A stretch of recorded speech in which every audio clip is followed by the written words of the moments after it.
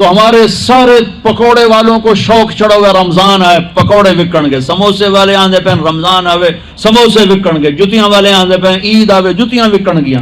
وہ کسی کو یہ شوق ہی نہیں کہ بخشش ہوگی، اللہ راضی ہوگا، جنت ملے گی، اللہ کی محبت میں بھوک لگے گی، اللہ کے عشق میں پیاس لگے گی۔ وہ بھوک اور پیاس کی جو تڑپ اور کسک ہے، پھر ہم ہاتھ اٹھا کے اللہ سے مانگیں گے، ہم کہیں گے یا اللہ، تو عرش کے دروازوں تک میری پکار جائے گی، ساتوں آسمان میری پکار سے گونج اٹھیں گے۔ مجھے یقین ہے کہ میرا اللہ کہتا ہے، میرا نبی فرماتے ہیں کہ اللہ رمضان میں سارے آسمان کے فرشتوں سے فرماتا ہے روزے رکھنے والوں کی دعا پر آمین کہو۔ عرش کے فرشتوں سے اللہ فرماتا ہے میری تسبیح چھوڑ دو، رمضان کے روزے رکھنے والوں کی دعا پر آمین کہو، آمین کہو۔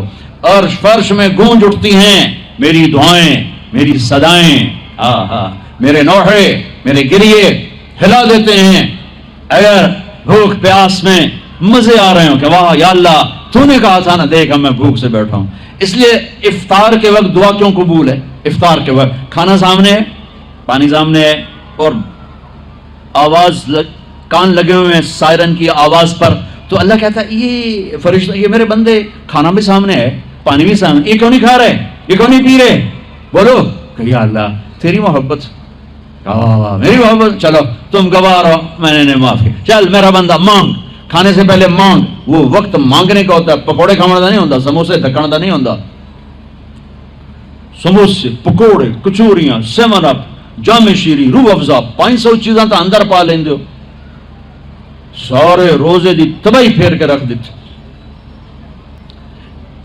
ایک مہینے کے لیے اوور آلنگ ہے، اوور آلنگ، ٹیوننگ ہے، ٹیوننگ، تھوڑا کھاؤ، تھوڑا کھاؤ، تھوڑا کھاؤ، ٹھنڈے شربت مت پیو، ٹھنڈے شربت مت پیو افطاری کے وقت، بعد میں پینا تو پی لو، این افطاری کے وقت اپنے اوپر ظلم مت کرو۔ سارے دن کا انجن گرم ہے، ایک دم اس کے اوپر برف پھینکتے ہو، تھوڑی دیر صبر کر کے سادہ پانی پی لو، نماز پڑھ لو، پی لو، جام شیری پیو، سیون اپ پیو، جو مرضی پیو، ٹھنڈا پیو، گرم پیو، جو مرضی پیو، لیکن این روزے کے وقت بچو تلی ہوئی چیزوں سے، کراری چیزوں سے، مسالے دار چیزوں سے، ثقیل چیزوں سے بچو، ہلکا پھلکا رکھو پیٹ کو، ہلکا پھلکا،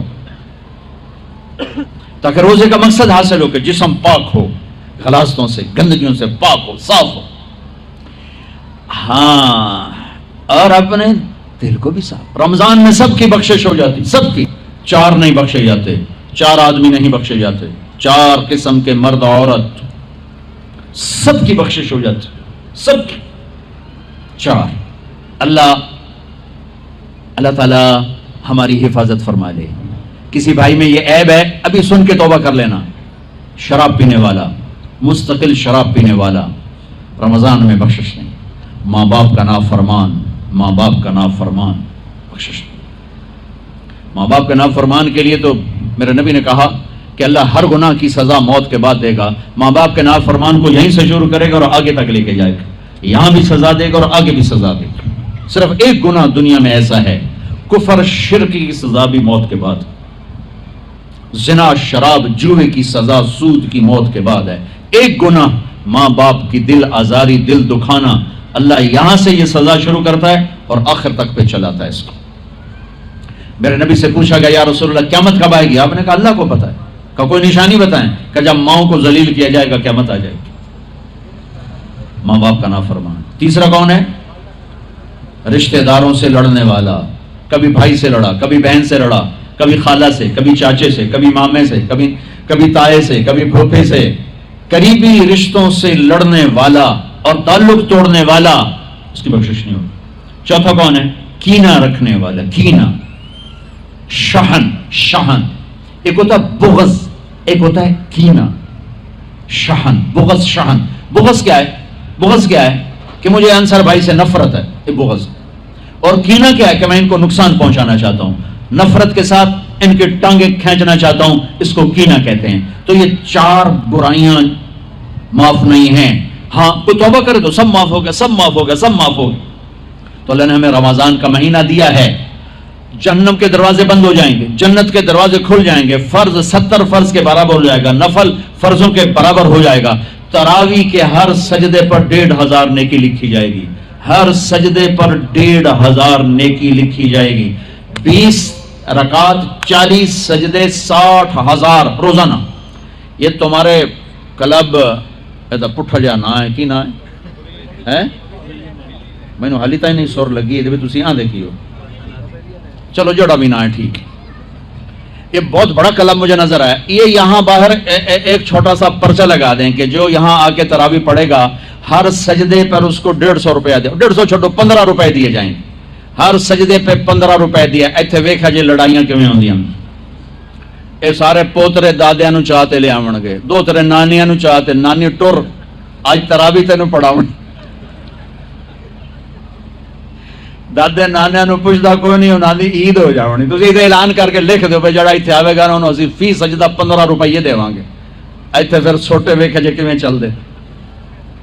او میرے نبی, او میرے نبی, او میرے محبوب, او میرے پیارے اور میرے اللہ کے پیارے دلارے راج دلارے, وہ کہہ رہے ہیں او میری امت 1 گھنٹہ لگا لو, 1 گھنٹہ 40 سجدے, ہر سجدے پہ 1,500 نیکی, 60,000 نیکیاں, اور ہر سجدے پر جنت میں ایک سرخ یاقوت کا محل, اور ہر سجدے پر جنت میں ایک درخت جس کے نیچے 100 سال گھوڑا دوڑ سکتا ہے.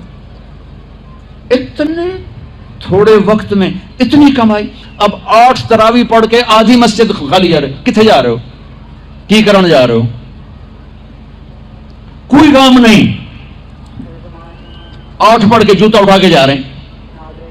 اے بھائی پڑھ دو, سال کے بعد آیا ہے موقع اللہ سے لینے کا, اور ہر سجدے پر یہ کچھ اللہ دے رہا ہے. اور پھر جب آخری رات ہوتی تو اللہ فرماتے ہیں میرے فرشتوں, میرے بندوں کی رات کی تراوی اور دن کا روزہ, اس کے بدلے میں نے ان کے پچھلے سارے گناہ معاف کر دیے. اور آسمان پہ ایک فرشتہ اعلان کرتا ہے یا باغ الخیر ابشر و اقبل, اے بھلائی کے چاہنے والے آگے بڑھ خوشخبری ہو, اور اے برائی کے کرنے والے بس کر اور واپس ہو. اور اللہ کا عرش مستقل پہلے آسمان پہ آ جاتا ہے. عرفات کے دن صرف عرفہ کے دن پہلے آسمان پر, لیکن رمضان میں پورا رمضان عرش پہلے آسمان پر. اور میرے اللہ کا اعلان ہے کوئی بخشش چاہنے والا, ہے کوئی توبہ کرنے والا, ہے کوئی رزق لینے والا, ہے کوئی سوال کرنے والا, ہے کوئی دنیا اور آخرت کی حاجت لینے والا, ہے کوئی مانگنے والا. ہر وقت اللہ کی طرف سے اعلان ہوتا ہے اس مہینے کو بناؤ, دنیا کماؤ, حلال کمانا. کوئی میں تو ویسے مذاقن کہہ رہا ہوں, ہر ایک دنیا کمانا کوئی منع تھوڑا ہی, حلال کمانا کوئی منع تھوڑا ہی ہے, لیکن ایسی کمائی میں نہ لگو کہ روزے پہ زد پڑے, تراوی پہ زد پڑے, تلاوت پہ زد پڑے. میرے نبی پاک صلی اللہ تعالی علیہ وسلم رمضان میں قرآن کی تلاوت بڑھا دیتے تھے. قرآن رمضان کا سب سے بڑا وظیفہ, جی کوئی وظیفہ دسو, کوئی وظیفہ دسو. لوگ پوچھتے ہیں جی رمضان کا کوئی خاص وظیفہ بتا رہا ہوں. رمضان کا خاص وظیفہ قرآن کی تلاوت, رمضان کا خاص وظیفہ قرآن کی تلاوت, قرآن کی تلاوت, قرآن کی تلاوت. جتنا پڑھ سکتے ہو پڑھتے جاؤ, پڑھتے جاؤ, پڑھتے جاؤ, پڑھتے جاؤ. میرا ایک ساتھی ہے مولوی ثناء اللہ, وہ ایک دن میں پورا قرآن ختم کرتا ہے. ایک دن میں پورا قرآن, ایک دن میں پورا قرآن. پورے رمضان میں 30 قرآن ختم کر دیتے. سوائے اس کے بیمار ہو جائے تو, کوئی بیمار ہو جائے تو 10 پارے, ورنہ پورا قرآن. رمضان قرآن, پورا قرآن. تو چلو ہم پورا قرآن نہیں پڑھتے, کچھ تو پڑھو. سارے سال نہیں پڑھا, کچھ تو پڑھو. رمضان کا وظیفہ قرآن کی تلاوت, رمضان کی تسبیح قرآن کی تلاوت, رمضان کی خدمت, روزے افطار کرواؤ, سحری کھلاؤ, افطاری کراؤ, غریبوں کو مدد کرو, زکوٰۃ دو, اپنے مزدوروں سے کام تھوڑا لو, گھر کے نوکروں سے کام تھوڑا لو. اور رمضان کی سب سے بڑی بات, آپس میں بغض سے دل صاف کرو. لڑے ہوئے ہو, رمضان آنے سے پہلے جیسے لوگ حج پر جانے سے پہلے نہیں فون کرتے ہیں, صلح کرتے ہیں, اتنا ہی ضروری ہے رمضان سے پہلے میں دل صاف کر لوں, میں معاف کر دوں, میں معافی مانگ لوں. زیادتی کی ہے تو معافی مانگ لوں, کوئی معافی مانگنے آیا تو معاف کر دوں. میرا دل صاف ہو, کسی سے بغض نہ ہو, کسی سے کینہ نہ ہو, کسی کا حسد نہ ہو, کسی سے رنجش نہ ہو. دل صاف کرو. صاف دل اللہ کا عرش بن جاتا ہے, اللہ کا عرش بن جاتا ہے, اللہ کا عرش بن جاتا ہے.